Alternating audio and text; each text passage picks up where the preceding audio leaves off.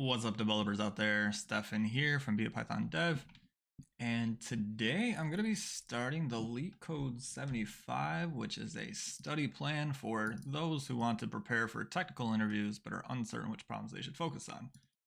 The problems have been carefully curated so that levels 1 and 2 will guide beginner and intermediate users through problems that cover the data structures and algorithms necessary to succeed in interviews with most mid-tier companies. So they're easy to medium problems, and we'll give a good intro of kind of what to expect in terms of technical questions that you may occur during interviews. While level 3 provides materials to help users whose target are top tier companies. So these are medium to hard questions with kind of tricky optimal solutions that you can end up running into. And I thought that this would be a cool, focused way to create a playlist. So do please subscribe and follow along. I think I'll try to post one of these each day as we get through these. And I don't know why it's saying these are locked. Maybe you need to finish day 1 before you can get day 2. But we'll go ahead and go through those. And then I may also do some of these other featured lists on the side for people that don't have Leet Code Premium but still want to see the problems, or do have them and are running through problems with them or challenges with them. Leave a comment below and let me know if there's a specific problem you want me to look at. Otherwise, we'll get into this and do the running sum of a 1D array and find pivot index. And I'll probably just record as many of these as I can while I have the focus for it. I'll probably be wearing the same outfit even though it's posted on a different day. I promise I have more than one outfit. All right, so running sum of a 1D array. Let's go ahead and get into this. This screen is super white. And on my preview, this looks pretty big. Hopefully everything's coming in clear. You guys can see everything. I don't know what this is going to look like on mobile, but if you are on mobile, I would suggest watching these on a desktop and try coding along, because that will help you learn the best what's going on. So the problem is number 1480, running sum of a 1D array. Given an array nums, we define a running sum of an array as running sums equals the sum of all the ones in it, stored in a secondary array that is returned as the output. And then returning the sum of those as that output array. So if the input is 1, 2, 3, 4, the output is 1, because it's just 1 plus itself. And then the second index is 3, which is 2 plus 1. And then the next index is 6, which is 3 plus 2 plus 1, or just 3 plus the previous index of the output array. So where that's going to come in handy is I'm going to be able to use a little math shortcut that I know about to kind of treat this similar to a Fibonacci problem, where I just take the current index and add it to the previous index of the response array to append in the new number into the output list. So we're just going to have an output list. I'm going to make that equal to an empty array. Actually, I'm going to initialize this to the first number in nums. And the first number will always be at the 0 index because arrays are 0 indexed. If you look at the constraints, normally you would want to ask these constraints to the person you're interviewing with, but Leet Code does a good job of defining them right down here. The length of nums is always going to be at least 1, so you don't have to check if it's empty and then find something to return. There's going to be some negative numbers and some positive numbers. That's not really that important because the formula should just automatically accommodate for that. And with this being a beginner problem, I don't think there's any kind of crazy optimizations that we need to be concerned about in terms of memory. And we can just write a linear algorithm to solve this using a single for loop that runs in on time. So we're just going to do for n in range. Since we already initialized our output list with the first number, we're going to start at the second, which is the number 1 index of the length of nums. I can't type. Sorry, guys. All right. So if our input list is 4 elements, this will iterate through 1, 2, 3. So this is just your standard for loop in Python. And then we're gonna do output list dot append. Since Python uses a hybrid array list format, we can just add numbers to the end of it using the append method.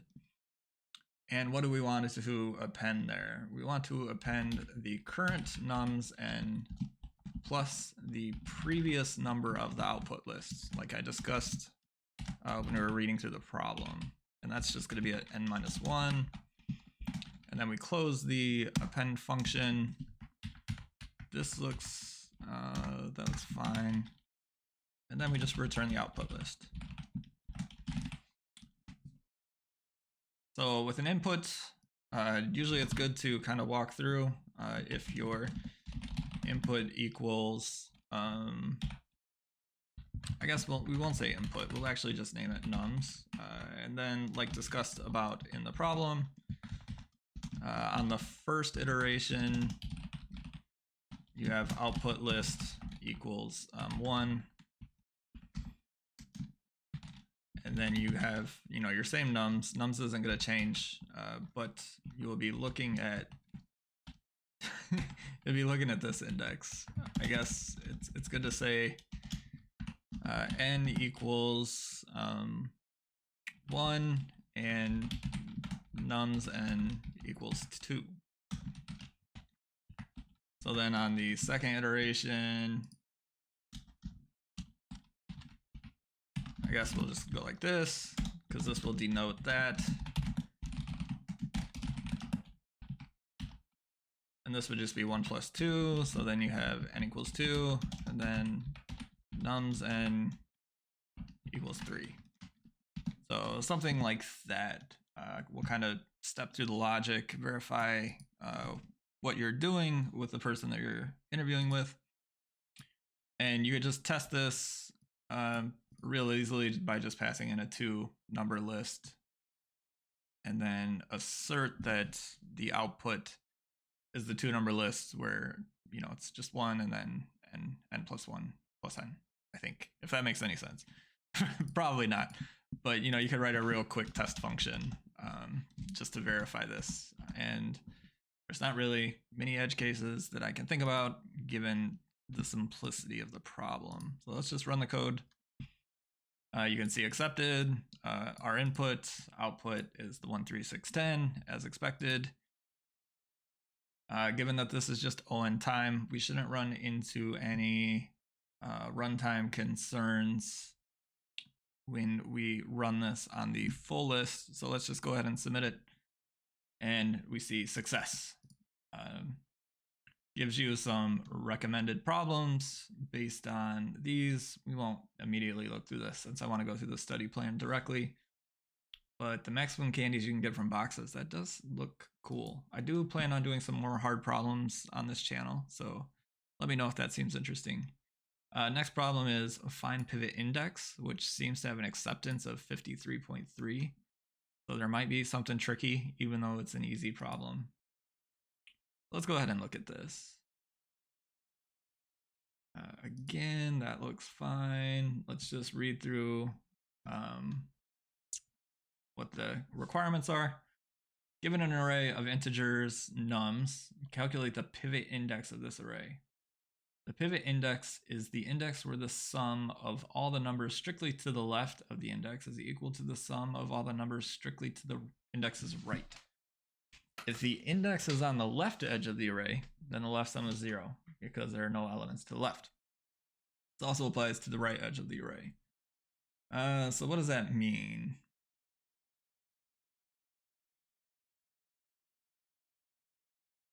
Pivot index is 3. So if this is our input example, this equals 11, and this equals 11. I guess it doesn't matter what this is. Left sum equals nums 0, nums plus 1, nums 4. Yes. There is no index that satisfies the conditions in this problem. So how would you do this? You could probably get the total sum similar to what we discussed about, and then you can have a left sum and a right sum, and you can add and subtract to it as you iterate through the list, and then you have a 2 problem. I think that'll work. Let's just give it a try here. So sum equals 0. Is list always going to be n? Output equals 0. Left sum equals 0. No elements to the left of index. Huh. 1 plus -1 equals 0. So if there's some constraint where the numbers add up to 0, then the output is that index. So the index could be the end or the right if that makes it equal to 0. So maybe you could do that as a quick check to prevent running through the whole array. You could at least do it at the end. Is there only ever going to be one index that satisfies that problem? And if so, do we just return the first one? Because if there's negative numbers in it, you could get into some weird conditions where maybe there's another index. I don't know if that's possible.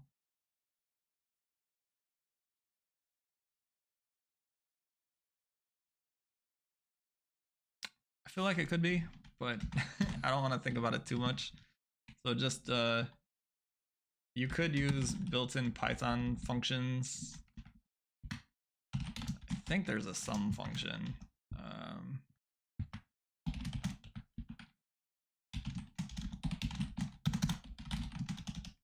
And then just to check, I mean, obviously we can Google, but I'm just gonna do this.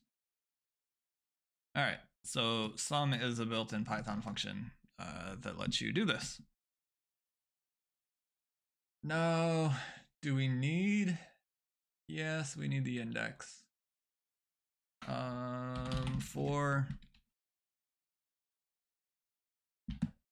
n in range, I believe we can just do this. Because we do want to check, well, can you do that? If you start at 0 and you're looking at the right stuff, yeah.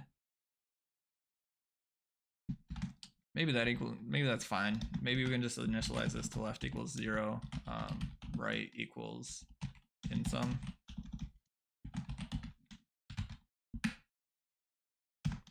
I think this works. This should allow us to check these. All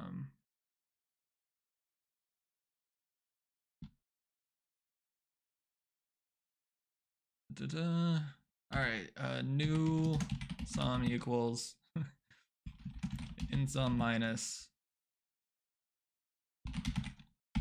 nums n.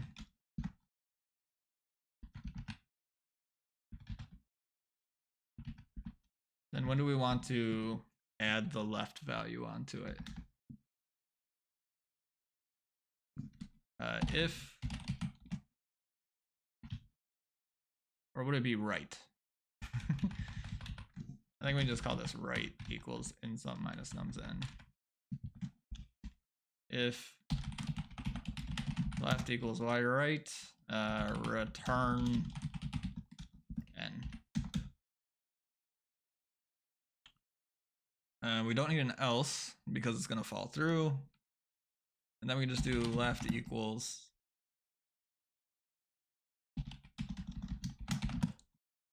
left plus equals nums n. I think that works. I think that's all you really need. Now, what are people tripping about?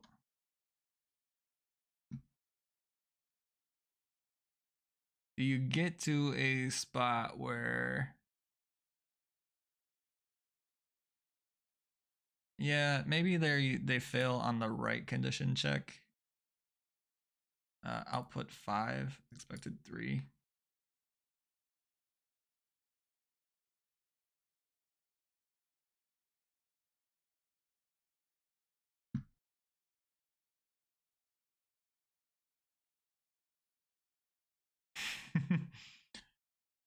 All right, I'll be right back after we think through this a little bit. Okay, so actually this first line in the code was wrong. We need to do minus equals nums in, because we already initialized it to equal in sum, and then each time we want to make it smaller. Okay, so that worked for the expected. Now, will this also catch the case where all the numbers for the input equal 0? So if we do something like this, will this actually return 2? I think it will. I think right should equal.